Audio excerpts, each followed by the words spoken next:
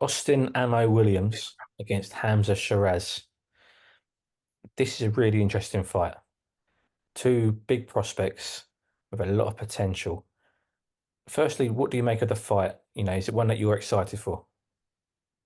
100%, 100%. I remember seeing Hamzah Sheeraz fighting on the undercard of Daniel Dubois at the Albert Hall, and he was still growing at the time. I mean, the kid's 6'3" now, and I call him a kid. He's 25, but at the time, I think he was about 19. And I remember looking, thinking, bloody hell, how's he fitting into that frame? I think it was welterweight at the time, and the power that was coming out was phenomenal. The way he's dropping his hip in, the way he was not being greedy with his punches. Technically, very very good. Nice bit of movement to him as well. Um, I felt bad for Liam Williams in the last fight. There, he was gone. There wasn't that spirit anymore. But honestly, I think even it'd have had to been at his peak to have been able to sort of take Shiraz out, and I don't think he's got that capability. If Shiraz goes in against a Chris Eubank Jr., he'll stop him. And I know that Eubank can take a punch, but I genuinely believe he'll stop him. And Shiraz is obviously going to be a world champion. I say obviously because he's just going all in the right direction. This fight against Ammo Williams is a good one. It's without a doubt his toughest test to date. He's fighting someone who's got a good height. Has got power, and everyone likes to be a proven Yank, and that's exactly what it is. He has been in with some hard hitters, and he's dispatched the hard hitters as well. So Shiraz is hot property at the moment. If he wins this, I'd like to see him in a world title fight within about two fights tops. He seems to be making all the right moves outside of the ring as well. He's now being advised by Colin McMillan. He's now being trained by Ricky Funes, um, obviously under the guidance of Joe Guzan out in America. And he's made that big step to go out to America to train and, dedicate his time over there during camps and things like that. Does that show the mentality and mindset of Hamza Shiraz? 100%. I mean, I'll just to say big shout out to Colin McMillan. He's a long term friend of mine and absolutely love the man to bits. Um, but he's also a great clinical thinker. If you ever watch boxing with Colin and you see him sort of stepping back a little bit from the action and just taking it all in, he computes information at a hell of a speed. He's got a hell of a brain to him. Reminds me of Duke McKenzie on a similar parallel. And when you ask questions afterwards about, even in between rounds, what do you think's happening in there? He's phenomenal. So if you now imagine him in the capacity of trying to guide a fighter, he's great, not just from having the boxing brain, but I remember reading Colin's book years and years ago. And there's a bit in there where I think when he lost against Paul Ingle, and it was kind of like how empty was his changing room. That's when you start to realize who's really important to you. And up to that point, entourage is around and all that sort of stuff. So he's there to help advise. Uh, he's there to give those life lessons to say keep your circle small, which Hamza does. He's got good guys around him, but also sort of say these are the pitfalls. Watch out for them, and if I can help, here I am. And I think Colin is a beautiful guy to have in his as part of his group, his entourage, his camp, whatever we want to call it, part of his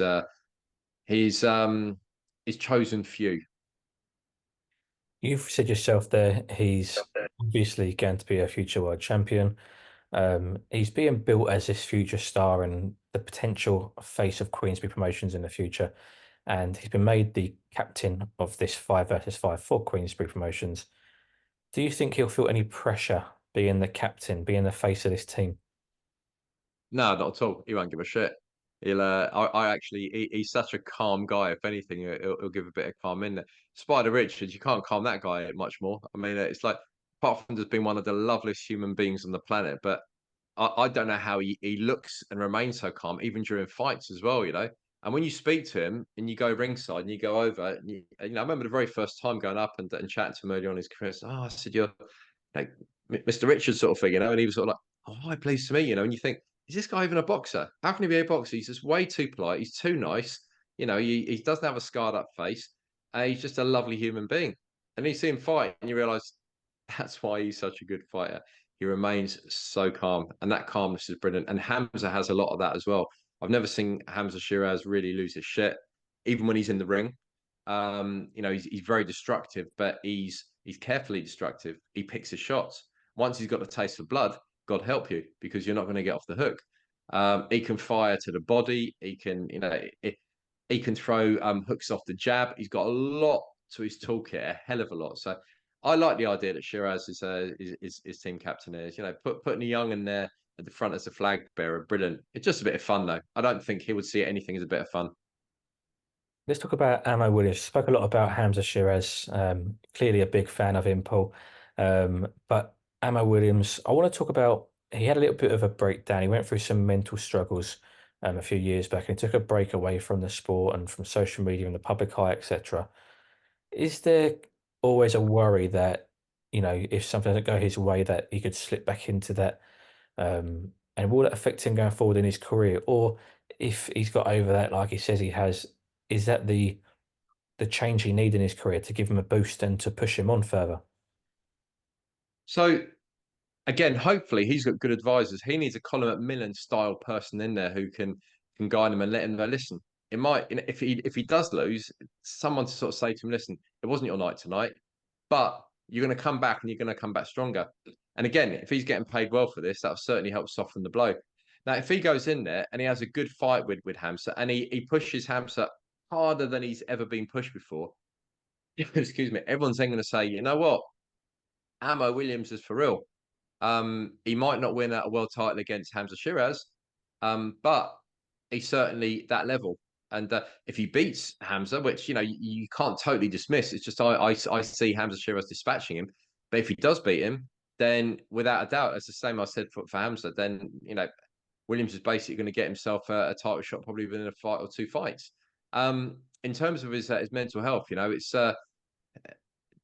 those advisors, those people around him, they need to be strong. You got someone like Ryan Garcia who had his breakdown about 2.5 years ago, and he's acting more batshit crazy now than he was before the breakdown. So what does that tell you about the people around him? He's not being surrounded by people that love him, like really love him, because he's surrounded by puppets who want a piece of the money. And if he had real mates, then they would be turning around and going, Ryan, you're acting like a dick.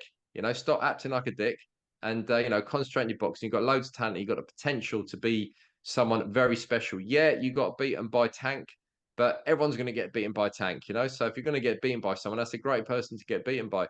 But don't go in to a fight giving it the big one all the time, and then don't start giving it the big one afterwards, and then shouting your mouth off. So if Williams has had mental health issues and he does have a good team around him now, then great. And as long as he can put his best performance on against Hamzah Sheeraz, then there's still some more paychecks down the line for him. Depends how long he wants to fight. I think he's a very good fighter. I just don't think that. I think it's just bad time in terms of going with Shiraz. I think Shiraz is going to steamroll a lot of people. So yeah, let's hope that whatever the outcome is for Williams, if he wins, he's going to have no problems with his mental health, obviously. But if he, I say obviously, coming to terms with winning actually comes with its pitfalls as well. But if he loses, then like I said, hopefully he's got a lovely safety net around him. Will Amo Williams go back and watch the Hamzah Sheeraz versus Bradley Skeet fight and take away potentially a little bit of a blueprint maybe from that fight because Skeet had a lot of success in that fight? Yes and no. They're stylistically different fighters. I know Bradley really well, and he used to get a lot of shit for sort of stinking fights out sometimes because they say he didn't have much zap in his punch. Bradley Skeet had more zap than people give him credit, and he was a very very slippery fighter whenever he wanted to be. He had some lovely movement to him. He had that lovely long jab. Some people used to sort of liken his jab to Thomas Hearns in terms of his posture and stuff. So um, I think that they'll be watching every single fight that Shiraz has been in, even the Williams fight. There's going to be maybe one punch that Liam threw in there, which might show a vulnerability. So his team will go and they'll be dissecting every single fight he's been in, and then maybe concentrate more on the fights of the guys who've got the height, like Williams, but stylistically who might be similar. But here's the thing: Shiraz has got a phenomenal boxing brain in him as well. He's got the ability to compute information in front of him and start to adapt and change his game plan during the rounds. Never mind during the fight, but actually during the rounds. And that's a huge, huge positive for him, and that's going to be hard for Williams to deal with.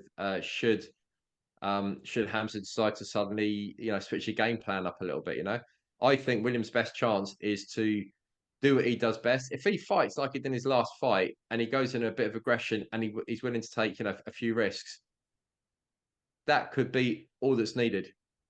Keep it simple. Keep it as simple as hell.